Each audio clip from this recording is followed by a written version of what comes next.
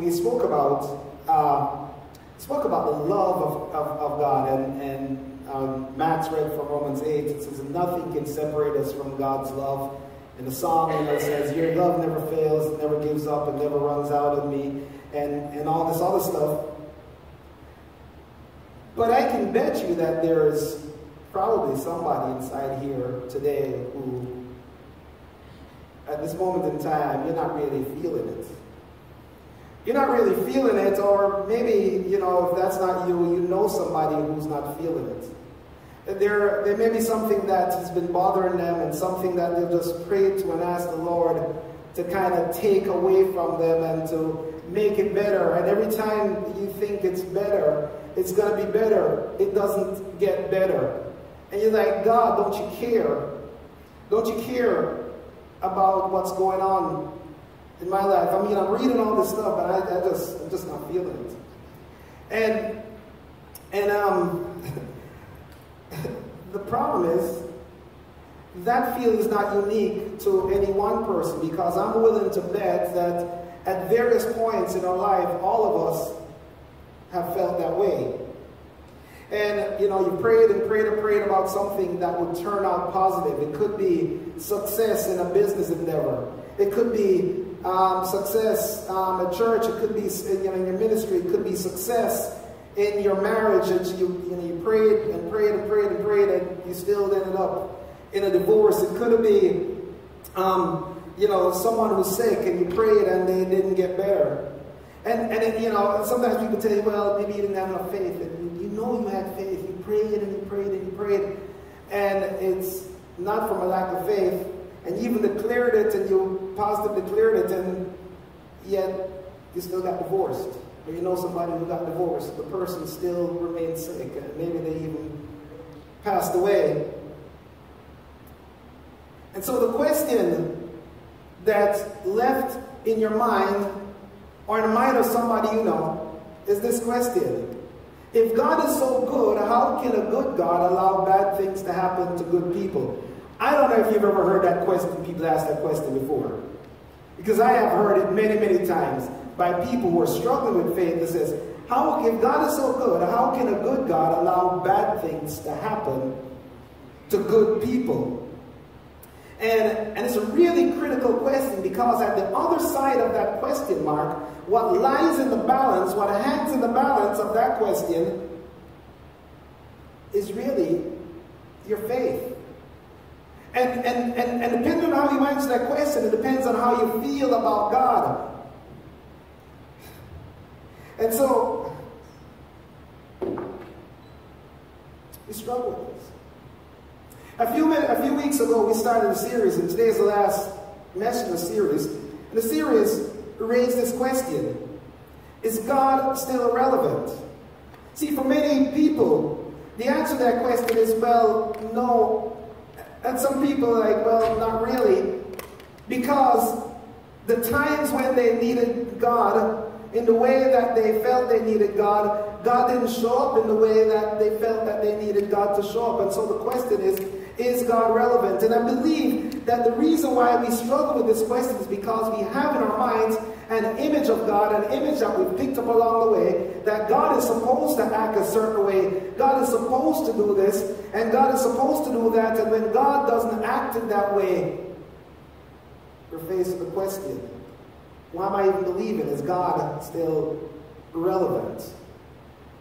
And so, and for most people, you might have grown up in Sunday school and church, and you believe, and then there's a certain point in time where there's usually one specific event, something happens, and your mind starts to think, is God still relevant?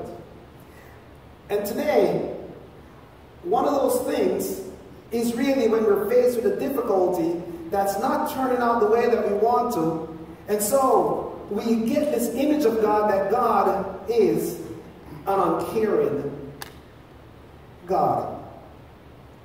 God is an uncaring God because we're faced today with this question: how can a good God allow bad things to happen to good people? And you see, because For some people, when things don't work out the way they think, God, how could he be so heartless? And at best, if he's not heartless, then he's uncaring. And who wants a God that's heartless or uncaring? And so people walk away because of their belief that God is supposed to act a certain way. And you know what's interesting to me is that in my experience speaking with people, usually the people who walk away believing this are not the people who are going through stuff, but the people who are looking on at the person who's going through some stuff. You know, for example, somebody's sick, and somebody else is praying for the person who's sick, and the person doesn't get better. And the person who doesn't get better, they're just rejoicing. And God's like, how you feel? Like, I'm just thanking God. And the other person who's praying for them, who's not even going through it, who's watching the person going through it, is saying, I mean, I don't really believe God because God's not healing. This other person's just holding on tight to Jesus and says, Lord, I know for me to live is Christ and to die is gain. So whatever, I'm good. And the other person's like, what's going on? I don't believe in God anymore. So it's really interesting. And so I'll warn you today and says, don't let other people's experience determine your experience. Don't let other people's experience determine your experience, because you have to answer for your own experience. And so we're still faced, though, with this question: how could a good God allow bad things to happen to good people? And you know, this problem and this issue that we run into is not, as I mentioned before, is not unique to us. It's been happening throughout time, because as human beings, we have a very, very, very short memory. They say in business, in my company, one mess up wipes out 10 attaboys. In other words, you could be getting 10 attaboy, good job, good job, good job, 10 times. And one mess up wipes out all those 10 good times. And that's kind of what happens in our mind. We're pre-programmed to remember the bad things at a much greater rate and to put much greater weight on the bad things than we are programmed to remember the good things. So one bad thing that happens wipes out 10 good things. And so, you know, the people in the Bible had the same issue.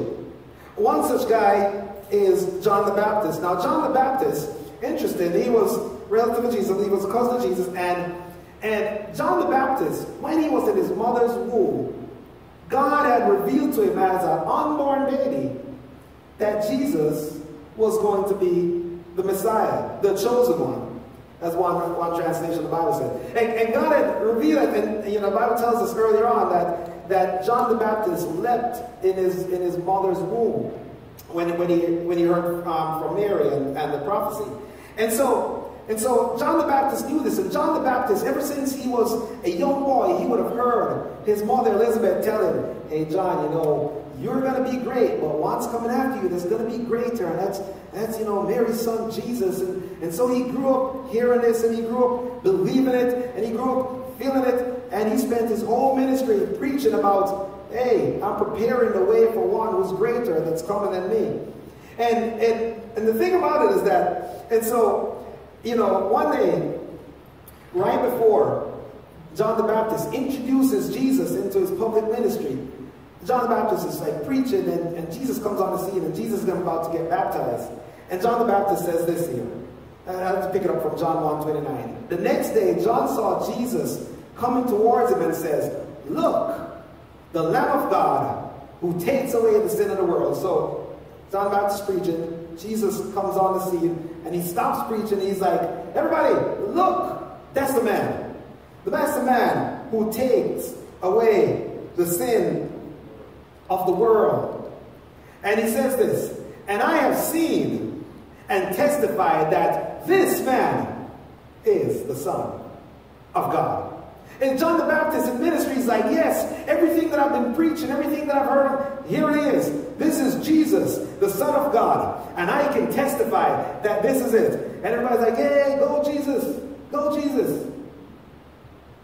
Fast forward a year or so later, John the Baptist is in prison. And he's in prison, and, you know, he's put there by, in Herod Antipas is about ready to execute him, because John the Baptist knows what happens to people who speak bad against the king. And John the Baptist had said some things about the king, you know, and his, you know, had some crazy sexual thing going on there and the affair thing going on. And so I'm not going to tell you the story. You can read it in Matthew 11. But anyway, he's in prison. And here's Jesus out doing all these things. Jesus out, and he's in prison. And he knows he's going to get executed. And John the Baptist was like, okay, Jesus, any second now, you're supposed to come save me. Right? And that'll be what's going through my mind. And the reason why I know this is because of what he said next. John the Baptist is sitting in prison, so two of his followers came to visit him in prison, and they're like talking and like, hey man, I'm not getting saved, I'm not ready to die. And he says, go and ask Jesus this question, and send his two disciples. Are you the Messiah we've been expecting, or should we keep looking for someone else?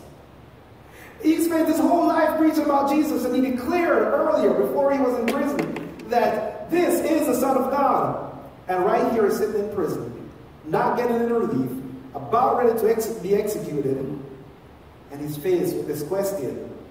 Go and ask Jesus, because something's wrong. Something is wrong. He's not delivering me. Are you the Messiah which we've been expecting? Because tell me, so that we can go look for someone else. And that brings me to one big thing today. Nobody likes to hear this message, but this is the truth. God doesn't always deliver you from your mess. I'd like to sit here and tell you that God always delivers you from your mess in the way that you want to, but he doesn't always deliver you from your mess in the way that you want him to. And this is not unique, and you think like, oh man, it's unique to us. That Jesus himself, on the night before he was betrayed, he was sitting in the Garden of Gethsemane, he's praying, and he's like, okay, God, I'm about ready to die. He himself, Jesus, about ready to go through some serious mess. And he asked God this question, he says, Father, can you take this whole thing away from me? And the Father says, pretty much no, because he went through it. And Jesus said, not my will, but yours. But the fact of the matter is that the Father, God the Father, didn't deliver Jesus, his own Son, from the mess. So God doesn't always deliver you. He doesn't always deliver me from our mess. The Apostle Paul, he also had some issues. And he was praying to God to deliver him from his mess. And multiple times he asked God to deliver him from his mess. He says this here. He said, on 3 different occasions, I begged God, I begged the Lord to take it away. And each time, God said, no, my grace is all you need. My grace is sufficient for you. And that's a tough message, right? That God sometimes says, no, but I'm going to give you something that is going to let you get through it. And the reason why God allows good things, bad things to happen to good people is because oftentimes he is doing something greater. And that, I shouldn't say oftentimes, every single time he is doing something greater. If he doesn't deliver you from your mess in the way that you want him to, it's because he is doing something greater. And when God does not immediately deliver it, he said to Paul, when he says, my grace is all you need, he's like, look, you need to understand this. You need to understand this right now. My power works best in your weakness. In your mess, my power works best in. So, well, I'm not going to get through, I'm not going to take you through the way you want it to, but you need to understand, I'm doing something bigger. I'm doing something greater. And my power will help you get through this. He said, Paul, I'm going to give you sustaining grace. And I'm going to give you sustaining grace in the form of strength. You will get strength to go through this, Paul. You will think that, how am I going to get through this? But Paul, you're going to get amazing, unbelievable strength to take you through this. And you know, Paul, sometimes you think that it's either my strength taking you through this, but sometimes, Paul, I'm literally going to be carrying you through this mess. See, David understood that. That's why he said, whenever I walk through the valley of the shadow of death, I can go because I fear no evil, because I know that you are with me. When you're going through your mess, the first thing to know is that God is doing something great, and His grace is sufficient, and His power is made great in your weakness, and He will carry you through. So what to do when God does not deliver? Well, the first thing to do is to cling tight. It's to cling tight to Him. It's to hold on to Him and hold on to the promises and say, I'm not going to behave by what I see. I'm not going to behave by what I feel. I am going to cling to Him. And it requires extraordinary faith. It's like, I'm going to take God at His word. And the thing is that if you cling tight to God, if you cling tight to God, He will give you the strength to get through it. He'll literally carry you through it. In Psalms 46, verse 1, he says, David said this, God is our refuge and our strength. A very, very, very real help. A very present help in time of trouble. Whenever you're going through, cling tight. Hold on to God and say, God, I'm not going to go by what I feel.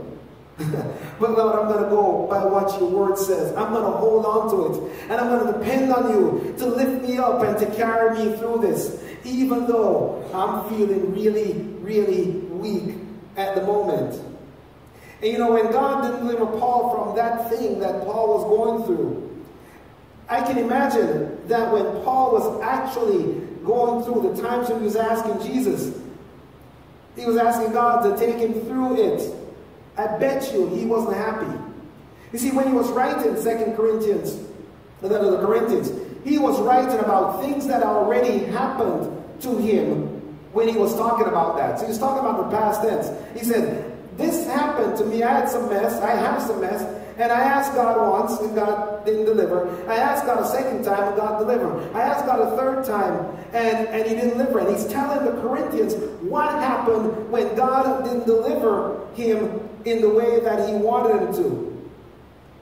He said, when I look back at the fact that God delivered to me, I am actually happier that He didn't deliver me then, because of where I am today, because of then. If He had delivered me then, I wouldn't be where I am today. And he said this, he said, because of that, I will boast more gladly because of that thing that I didn't get delivered from. So that I can tell you that I saw, looking back, Jesus' Christ's power working in me and resting in me. And he says, if you had delivered me through that, it would have been my power walking through it. But the fact that you didn't deliver me through, when I look back and look at it, I saw that you indeed were carrying me through. So when, after the first time, he ain't happy about it. The second time, he ain't happy about it. The third time, he ain't happy about it. When he gets to the other side, he looks back, he says, I will boast more gladly about that mess. And he went on to say this.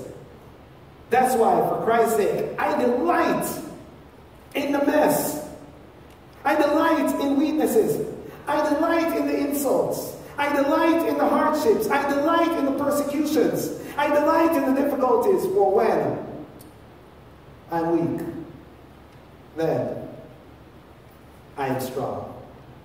The strength of Jesus will surpass any of our earthly strength, no matter how much we think that if God just take this away, I can get through this on myself. And God's like, no, you need me to take you through this, because when you look back, you'll see that you're better off for coming through this mess than not. You know, most of you know that a topic that's near and dear to my heart is the topic of financial freedom and financial security. It's been that way since I was a really young child. And, you know, people don't really know this, but when we came to the United States, we really came, my parents' family, we came with little. At the time the Jamaican government was allowing $50 US per person. There was all this, you know, fear that if you try to take out more than 50, you get arrested, you're going to be thrown in prison and all this other stuff. So we came to this country with $250, the 5 of us. We lived in one room of a 1,200 square foot house in Liberty City that a lady was gracious enough to let her family stay in until we could get on our feet. And even then, it was rough financially. I would hear my father arguing with bill collectors on the phones. Remember, he'd say, it's like, you'd be yelling at them, and he goes to the money, he's like, what do you want me to do? And he'd say the Jamaican word, you want me to teeth to pay you? I don't have it. And I said, God, I don't really want that. So ever since I was young, I said, I need to be invested. And I started investing in the stock market at 18 years old. So I was working at a department store that's now, defunct, Sears. And I bought a little mutual fund and I put $50 a month in there. And the thing I realized back then, and I'll talk about us, the majority of us in this place right now are people of color, black people. Black people are scared of losing their money. So my friends would say, man, you can't risk losing your money. And aren't you scared of losing your money? And the truth of the matter was, yes, but I was more scared of being poor. It was just like an unrealistic, unreasonable fear of mine. I said, I'm going to take my chance on this. And that fear continued for a while until I read something that said that over any 10-year period, even including the Great Depression, the stock market has never lost money over a 10-year period. So no matter where you start counting from, you go 10 years and you look back, stock market has never lost money. And so when people ask me that question, aren't you afraid? I'm like, no, because if I have 10 years or more, then, historically speaking, it's a truism. It doesn't necessarily mean that it's going to be guaranteed for the future, but this is what has happened in the past, and that's the best indicator that we have of the future. So whenever the market dips, and whenever the market goes down, and people they're scared, I say, I invest more. The market tanks, I invest more, because I know that when the market is weak, strong times are coming.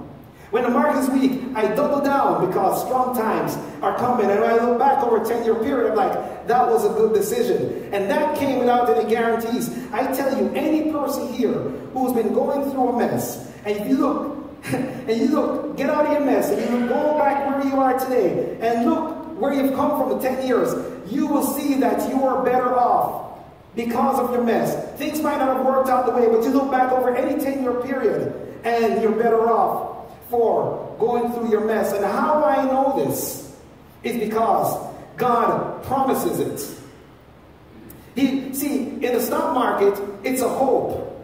In God's plan, it's not a hope. It's a guarantee. It's a promise that it's going to work out. Here's what he says here. It says in Romans 8:28, and we know that all things work together for good to those that love God, to those who are called according to his purpose. All things work together for good to them who love God and called according to his purpose. And there are two words that I want to call out there. One, actually, is three words, because the first one is all things. And the second word is together. All things and together. If you're making a cake, and you're making a cake from scratch, and you put in all the ingredients, and you forget the egg, the cake will not hold together. If you put in all the ingredients and you forget to put in the yeast, the cake will not rise. If you put in all the ingredients and you forget the salts, the cake will taste bad. Every time you take out an ingredient out of the cake, you have some things that are working together. And when some things work together, it doesn't produce good. But when all things work together, it produces good. And sometimes right now, we're going through some things. But God is just waiting to come, to drop the missing ingredient in, to take those some things into all things. I don't know if you get it what I'm saying today. That your mess is not your entire life. Your mess is only a part of your life. So don't isolate that part of your life because that's only some things. God is going to come and drop the missing ingredients in. And then that messy stuff, plus what God dropped in, works together to produce the most wonderful thing ever. And you're wondering, I'm like, oh my God, I think I was missing was God to drop that thing. And God was just waiting for the perfect time to drop it in, because the ingredient in God's plan is not only an ingredient, but the timing of when he sticks that ingredient in to produce that nice cake. That's your life. Don't isolate one part of your life. Don't focus on the some things. But think about God is just having that missing ingredient right here, right now. And you may be thinking that God doesn't seem to care, like, what's up going on with this cake? What's going on in my life? It's all messed up. I think I have everything in there. I think I'm doing everything. And God's like, well, you're doing everything, but I haven't added in my piece yet. So you're struggling, and you're looking to find that great guy, and you're searching for the great guy, and you're like, make sure your hair looks all good, you got good makeup on, you're going to nice places where you find good guys or good girls, and you ain't seen none yet, and God's like, go ahead, you're doing your part, but wait for me, because I haven't done my part yet. I haven't stuck my ingredient in. And one day, Donna has a cousin. She was 30-something years old. She's like, pretty much resigned herself that she's never going to find a guy that she's looking for. And she's like, I'm just going to serve God. And she's in a small, well, actually her church is not that small, but she's in a church, and she's singing a praise team, and some dude walks in church, and he looks at her, and it's like the whole world stops. And just light shines on her, and light shines on him, and then they're married now and have 3 kids. And God's like, you worried about some things? You doing all the things? I just needed to drop that ingredient inside church that one Sunday. And I don't know what your situation is. You could be in a job, that the job is going bad, and the boss doesn't like you, and yada, yada, yada. God is saying, don't isolate that. That's only some things. I have not yet dropped in the right ingredient at the right time. And that's why he can say all things, not some things work together for good, but all things work together for good to them that love God. You know what I mean? Thinking is like, that's all fine and well, Gary, but why do I gotta go through all that? God has the power to remove the bad things and give me the good things. Why do I gotta go through that? See, that's all fine and dandy, but I'm going through some mess right now. Right now, it's really holding me back. And he can see me going through this mess, and he's not taking me out of it. I don't know about sounds pretty heartless of God. I want you to pause for a moment, because we always ask the questions, why do bad things happen to good people? But as I was preparing for this message, this question came to mind that I never really thought about before. The question is this: why do good things happen to bad people? See, we always think about bad things happening to good people. Have you ever stopped to think about, why do good things happen to bad people? When you see that question, I don't know about you, but as I was preparing, my mind took me to some people who I know good things are happening to, and they're bad people.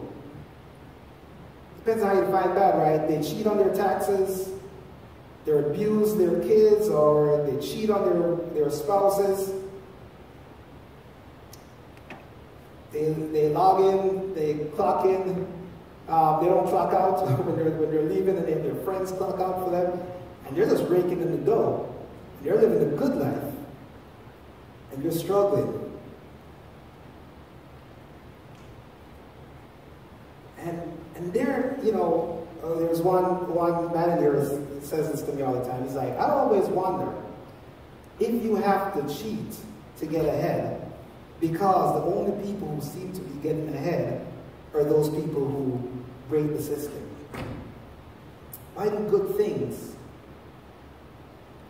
happen to bad people?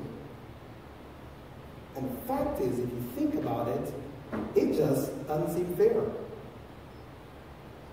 It's not fair that good things happen to bad people and bad things happen to good people.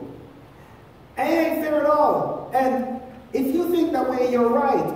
It is not fair. It is not fair that that's the case. And I think inside of us, we all wish that God was fair. We all wish that God was fair.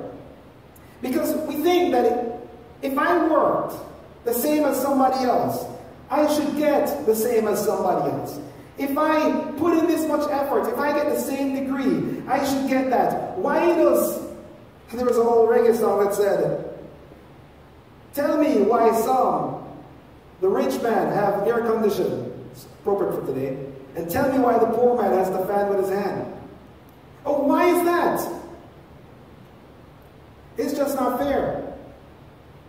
And the thing is, we don't like the fact that God is not fair, but if we really thought about it, if we paused and thought about it, we would be happy that God is not fair. We should be glad that God is not fair, because if God was fair, none of us would get God's favor.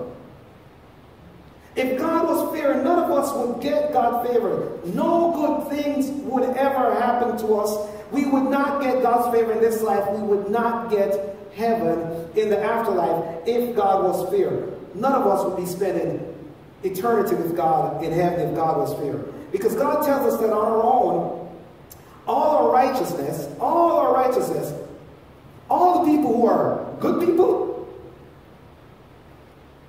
their righteousness is just like dirty rags. And by the way, I probably can't even use the original word when he said filthy rags, because that filthy rags has very, very, very derogatory filthy rags, just kind of let your mind expand. And that's what God says, that all our righteousness on our own is filthy rag. So the question is, there really is no good people. So the question is, why does bad things happen to good people? You may say, why does bad things happen to less bad people? But there is no one that's righteous. Not, the Bible says not even one of them. And the thing is that all of us have sinned and fall short of the glory of God. And if we break one law, we've broken them all. So all of us are guilty of what comes with that. So, I don't know about you, but I'm personally glad that God is not fair. Because if God was fair, I would get what a fair God would give for a guilty person, for a bad person. But, you see, what I do know is that fairness doesn't benefit me. See, all of us want to be rewarded for good things. We want the benefits of good things. And when we do something good, we want to get the best reward for that good thing. The reward that somebody else gets, we should be at that level because that's fair. But when we mess up, none of us wants a penalty for bad things. At that time, we don't really want God to be fair. We don't want God to be fair when it's good. We don't want God to... Fairness is fairness. In good and bad, it's going to happen to you both ways. But so God is not fair, but here's what God is, which is even so much better. God is full of grace and He's full of mercy. So I'm glad that He's not fair because He's full of grace and mercy. And here's what the difference between those two things is. See, grace is getting what we do not deserve. Grace is getting what we do not deserve. We do not deserve to be called the sons of God. And God says, I don't really care how much you mess up. I don't really care what you did in your past. I don't really care all about that. I am extending my grace to you. And I'm giving you the full inheritance of being my child who's perfect. So I don't want fear, F-A-I-R. But I'll take all the grace in the world. And so I'm glad that God is not fear, but I'm glad that God is full of grace. And here's what mercy is. Mercy is not getting what we do deserve. See, we deserve not heaven, but we deserve hell. And so we're not getting what we deserve. So I thank God that he's merciful. But not only did he rescue me from hell, but no, he's gracious because he took me and he's sticking me on top of the mountain. So I don't know about you. I'm not sad that God ain't fair. I'm happy that God is merciful and God is gracious. And you know, and God says, hey, because of my mercy, my grace, you get eternal life.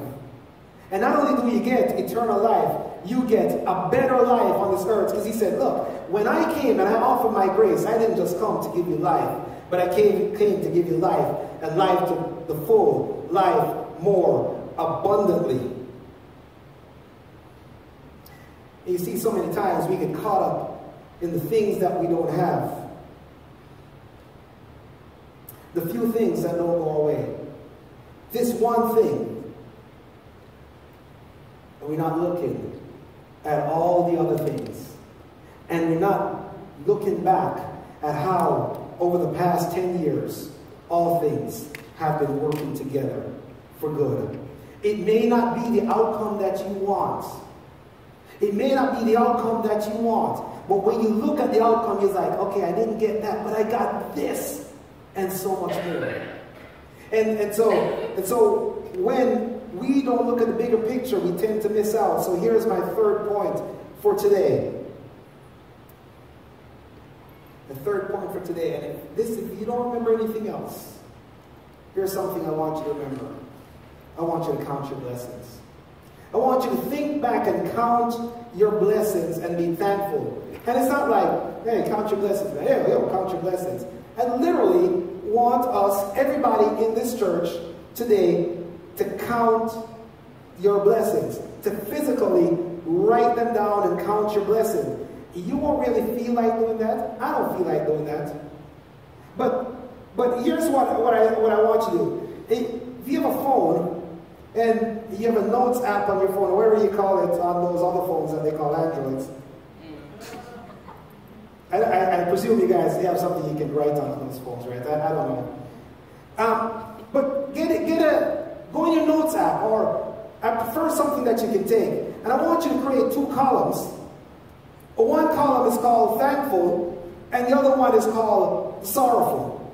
And I want you to, and it's an ongoing note, but I'm telling you, this will change your life. I want you to write down, just bullet point, everything that you're thankful for. I'm thankful for my family. I thank you for air to breathe. I thank you that I don't have high blood pressure. And whatever you want to write down, just as you think of things. Over the course of the next week, I just want you to go in there and write down, here's something I'm thankful for. Here's something I'm blessed with. Here's something. And then, I also want you to do the same thing. All the stuff that's messed up in your life that you're trying to get over, you're trying to overcome, and it just ain't happening right now. And I want you to write that list down. At the end of the week, I want you to compare both lists. And look at the things that you're blessed and thankful about, and look at the things that you're sorrowful about, and compare the list. And see which list is bigger. And then, I want you to, every month after that, I want you to go and look at your list again. And for the things that you're no longer sorrowful about, I want you to cross it out. And the list that you're no longer thankful for, cross it out. But I also want you to add things as things come up in your life. And I guarantee that the list of blessed and thankful will far outweigh the list of sorrowful. And I guarantee that your list of thankful will keep growing, while your list of sorrowful will not. One may go off and another one will come back on, because in this life we know we will have troubles. That is a fact. We will have troubles in this life. So one will always be coming back on, and one will always be going off, but your list of blessed and thankful will just keep on expanding and expanding. And that's why the prophet could say, is like, hey, you know, your faithfulness, every single day I see them. They're new every morning.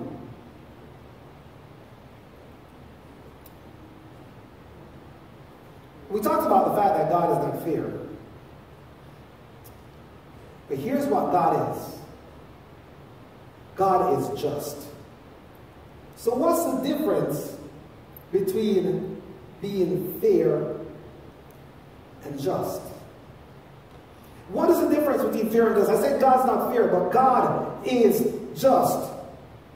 You see, the difference of fair and just comes down to the word judgment. In fairness, in the word fairness, you have a law, you break the law, you get the punishment for the law. You do something good, you get the benefit of it. There is no judgment in fairness. The law, the penalty, you get the penalty. Da, da, da, da. It's just black and white.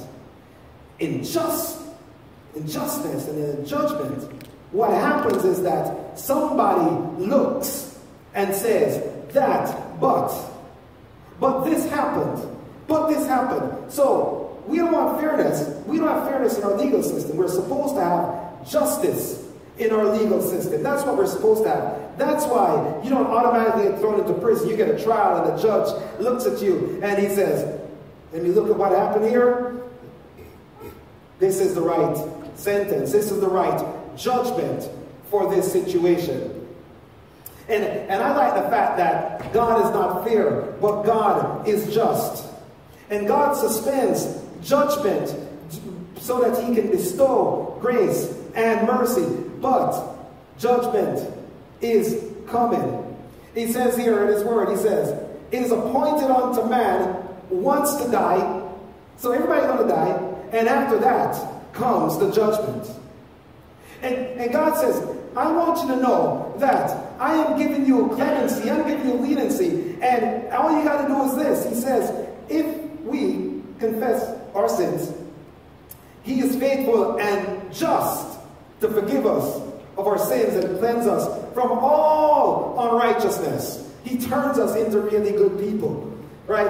And his justice says that I'm not going to give you fairness. I'm going to say, I'm giving you a way out. That if you do this, I will take this and I'll say, your sins were just like it was never committed.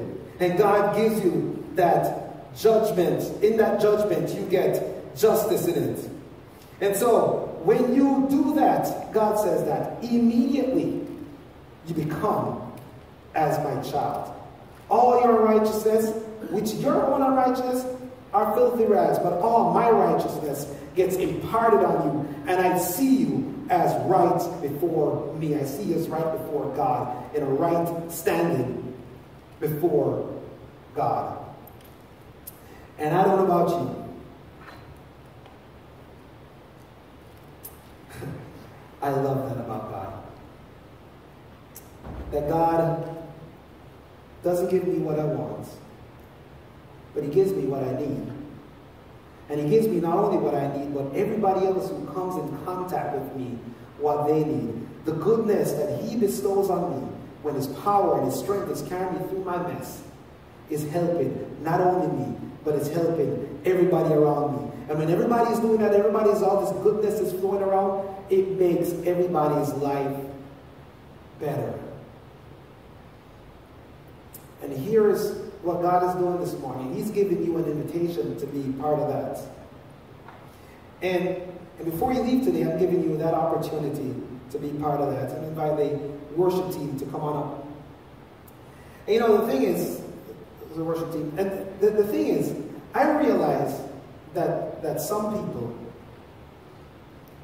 are going through this, and this message hits at a certain place that is really hard. I realize that. Because when you're going through, it's hard. And that's why you need God's power to come along with you in your weakness, because on your own, you can't see it. But when you cling to God, he'll say, I'm going to carry you. He's like, I'm not feeling it. I'm not feeling it. I'm not feeling it because he's carrying you. He's like, oh, this mess is so heavy. He's carrying you. And when you look back, you see from whence you came. And I want to extend that invitation to you to let God carry you through the thing that you're going through, the tough times that you're going through, the faith struggles that you're going through. To let God carry you through that. You know, I wasn't going to read these words, but I'll read it. There's a song that I used to sing, well, my parents used to sing when I was in church as a kid. It says, does Jesus care when my heart is pained too deeply for mirth and song? As the burdens press and the cares caress, and the way grows weary and long. Does Jesus care when I've tried and failed to resist some temptation strong? When for my deep grief there is no relief, even though my tears flow all night long? Does Jesus care when I've said goodbye to the dearest on earth to me, and my sad heart aches till it nearly breaks? Is it aught to him does he see? And the verse and the chorus says, oh yes, he cares. I know he cares. His heart is touched with my grief. When the days are weary and the long nights dreary, I know my Savior cares. See, folks, God wants to be this real to you in your life. Is God still relevant? Yes, God is still relevant, and he wants to prove it to you. And as the music plays, and I just wanted to have you to bow, ask you to bow your heads, and just want to pray with you. If something in this talk kind of stirred up something in your heart, some things that you're going through, or somebody that you know is going through, I want to pray with you. I want to pray for you that God will help, so that you feel that he cares. And if you don't know Jesus, your personal Savior, that you will allow him to come and take control of your life so he can carry you through. So if this is you this morning, let this prayer be your prayer. Heavenly Father, Lord, I just want to thank you, Lord, that you are who you say you are. Lord, I don't really feel it, but I ask that you just give me the strength and the faith to trust you, so that you can carry me through, Lord. Lord, I recognize that I've struggled with areas of thinking of where you are in all of this. Lord, forgive me, Lord, and take control of my thoughts and my emotions. In Jesus' name, amen. You know, I'll tell you that we have a world out there that's hurting. The world is really hurting, and a message like this is what our world needs. To see that we are living out our beliefs. And to take this message that we've preached for the past 4 weeks out to them and say, God is not a guilt God. God is not an on-demand God. God is not a taskmaster God. God's not an uncaring God, but God is a lovely God. And he wants to make himself real in this city. So as we stand and sing and close, I want you to take this message out, not only to yourself, but to your friends, relatives, associates, and neighbors, that our God is a God not only for us in here, but a God of the city. Can we rise as we